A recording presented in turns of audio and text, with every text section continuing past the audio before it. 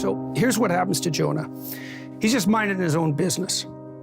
And then the voice of God comes to him, and the voice says, you have to go to this city, Nineveh, because everybody in Nineveh is like, they've strayed off the path, and I'm thinking about wiping them out. But go there and tell them like how foolish they are, and they'll straighten up, and then I won't have to destroy the city.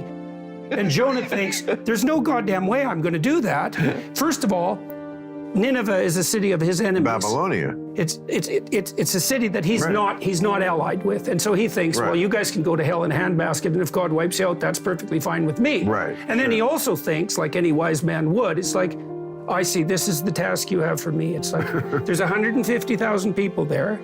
I'm a foreigner. I'm going to go there and tell them how they're misbehaving. So he thinks, to hell with that, like any sensible person would.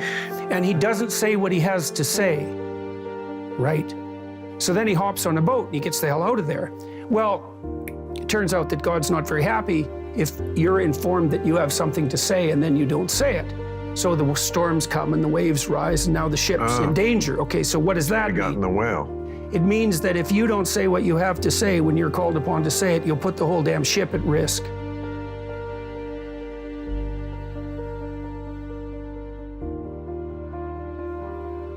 Now the soldiers figure this out, or the sailors, they figure out, there must be someone on the boat that like isn't right with God, and that's why we're in danger of being swamped. So they will go and ask everybody, and Jonah, to his credit, says, yeah, it's me. You know, I had the voice of conscience made itself manifest to me. I had a task to do. I refused it.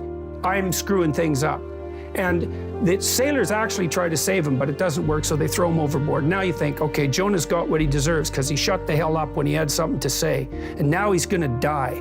And you think, that's pretty damn rough. And partly what that means is, if you hold your tongue when you have something to say, then you're gonna put the ship at risk, and you'll be lucky if you don't die. All right, but that's not enough.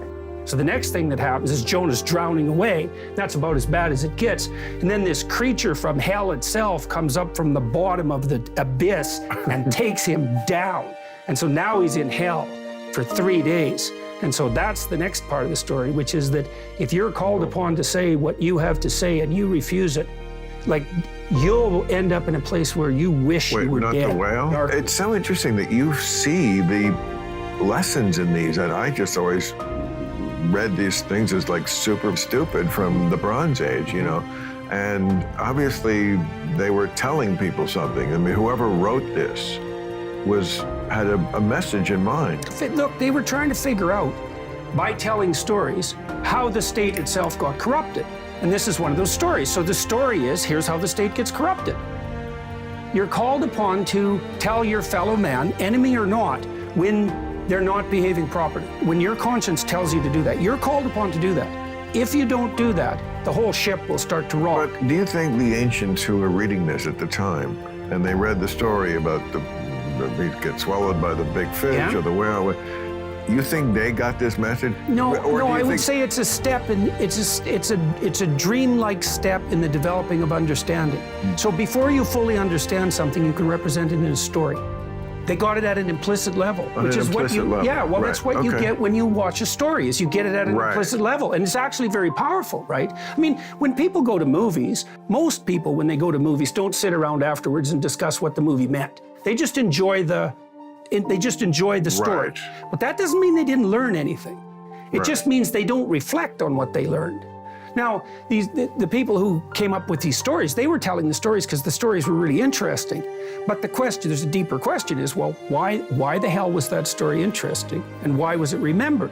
And so what happens to Jonah is that he's in the whale for 3 days. And then he thinks, now I'm in hell. Okay, I'm gonna repent of my inadequacy. I'm willing to say what I have to say. So the whale spits him up on the beach. Then he goes to Nineveh, and he tells everybody what the hell they're doing wrong, and God decides to spare the city. And so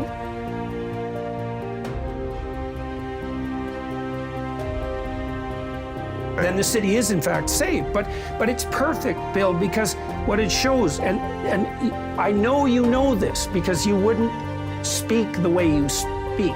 You know, that you have a moral obligation, like a deep and profound moral obligation. I do. To say what you have to say. And, You're right. Well, then you might say, well, what would happen if people didn't say that? Well, that's the story of Sodom and Gomorrah. If there isn't anyone who's left who is good and will tell the truth, then the whole city disappears. And the same thing happens in the story of Jonah. So it turns to hell. Everything turns to hell if you don't say what you have to say. Where is North America now on this scale of like how many? Well, you tell me. I mean, you tell me. What do you see in Hollywood? How terrified are people of telling their truthful stories now? Oh, everybody. Okay, I mean, we're in a terrible place.